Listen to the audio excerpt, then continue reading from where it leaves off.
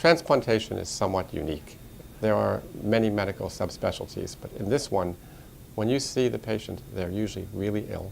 They've been sent to you basically as a last-ditch effort. The ability to save the lives of the vast majority of these patients, we get somewhat numbed to it, but ultimately, if you step back and take a moment to reflect upon it, you realize that you've done something really important. So 22 years ago, I founded the Hypertrophic Cardiomyopathy Association to help patients who were diagnosed with HCM.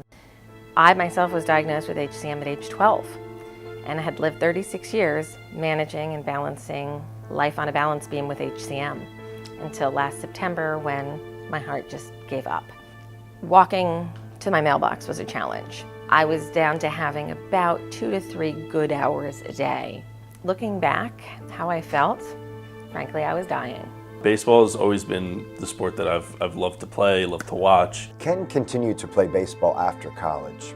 He was off at a game when his mother received an urgent phone call. I got a phone call from my daughter saying that Ken had collapsed on the field. The doctors said that it was a fatal arrhythmia, and they still don't really understand how I woke myself up. Ken attended a hospital near his home in New York State. At the other hospital, they said it would take probably about 3 to 6 months if I was lucky to get a heart.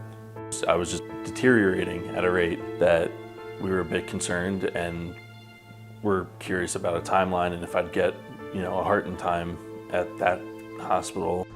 So started looking up other hospitals in the area. Newark was one of the ones that came up and was recommended. Best decision I ever made was to do my research in advance, to know where my best treatment options were for transplant. And I looked literally all over the country and stayed right here at home in New Jersey. As I went into surgery, they were trying to set up an atrial line in my right wrist.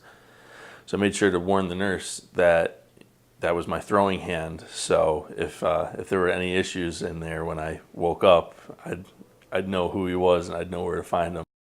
And the next thing I can remember is I'm laying in the bed, I know it's post-surgery, and I couldn't hear my heartbeat.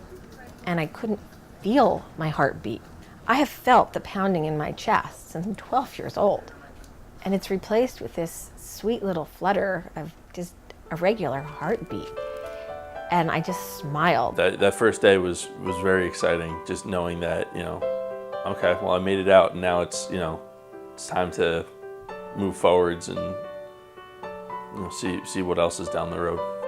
Within weeks after the transplant, Ken was cleared to get in shape for baseball. I thought I'd be out for all of 2017. I didn't think I'd get back on the field for another year. After 6 weeks, the doctors here cleared me to play and start working out. Jury's out on if I was any good back then, but I was on the field and that was the important thing. And now I've run 3 5Ks. I have been all over the country again doing my work, helping patients with hypertrophic cardiomyopathy. And I have more energy than I did when I was 25. When I tell people that I've been transplanted for like 18 years and stuff, then they're excited. Before the transplant, I felt tired. And after transplant and stuff, I just feel like there's so much in life waiting for me.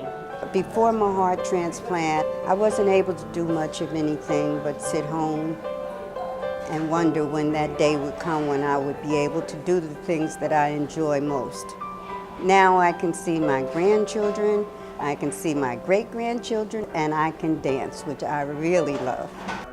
What I hear from patients and family when they see us is, what's life going to be after the transplant? And I said, you get your life back. I looked for the best care I could find, and I put my faith 100% in the hands of a team that I had very carefully chosen.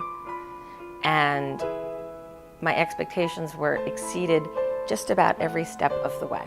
You can't imagine what it feels like for your child to have a life-threatening illness.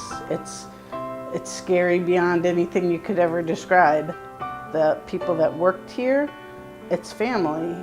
I can't believe it. It's such a difference than any other place I've ever been. We felt so welcomed here. Everybody will go out of their way, even the person who's sweeping the floor, to help you out. To all the doctors, the nurses in the ICU, the step-down unit, everyone that's helped me save my life.